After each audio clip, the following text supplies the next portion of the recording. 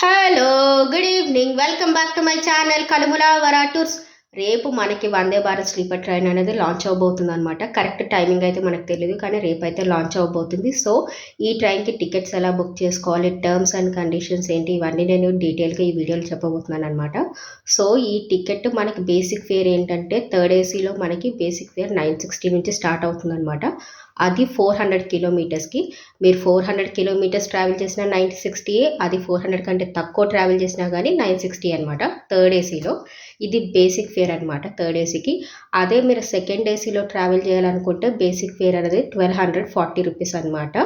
ఇది 400 కిలోమీటర్స్కి సెకండ్ ఏసీలో. అదే ఫస్ట్ ఏసీలో మీరు 400 కిలోమీటర్స్ ట్రావెల్ చేయాలంటే మీరు 1520 రూపీస్ పే చేయాలన్నమాట ఫస్ట్ ఏసీకి. ఇది బేసిక్ ఫేర్.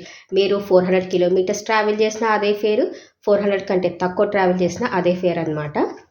టికెట్ ఫేర్స్ ఎలా క్యాలిక్యులేట్ చేశారంటే మనకి థర్డ్ ఏసీకి వచ్చేసరికి పర్ కిలోమీటర్ 2.4 పైసా తీసుకుంటున్నారనమాట. సో అది 400 కిలోమీటర్స్కి 960 వచ్చిందనమాట. అదే సెకండ్ ఏసీకి వచ్చేసరికి పర్ కిలోమీటర్కి మనకి 3 రూపీస్ 1 పైసా తీసుకుంటున్నారనమాట. అందుకని అది 400 కిలోమీటర్స్కి 1240 రూపీస్ వస్తుంది. అదే ఫస్ట్ ఏసీకి వచ్చేసరికి పర్ కిలోమీటర్కి మనకి 3 రూపీస్ 8 పైసా కలెక్ట్ చేస్తున్నారనమాట. అందుకని మనకి 400 కిలోమీటర్స్కి అది 1520 రూపీస్ అవుతుందన్నమాట. సో మనకి ఛార్జెస్ అనేటివి ఇలా కలెక్ట్ చేస్తున్నారనమాట. ఇది జస్ట్ బేసిక్ ఫేర్స్ అనమాట. మనకి second AC, third AC and first ఏసీకి.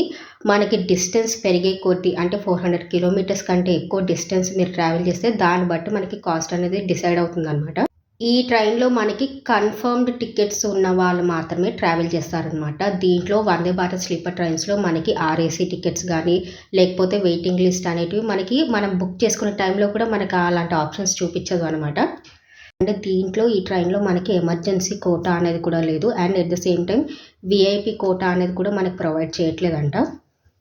60 డేస్ బిఫోర్ నుంచి మనకి వందే భారత్ స్లీపర్ ట్రైన్స్లో టికెట్స్ అనేవి అవైలబిలిటీలో ఉంటాయన్నమాట. దీంట్లో ఏంటంటే సీనియర్ సిటిజన్స్కి అండ్ పీడబ్ల్యూడీ క్యాండిడేట్స్కి, మన హ్యాండిక్యాప్స్కి కూడా సీట్స్ అవైలబిలిటీని బట్టి మనకి మోస్ట్లీ లోవర్ బెర్త్నే ఆటోమేటిక్గా మనకి సీట్ అలాట్ చేస్తారనమాట.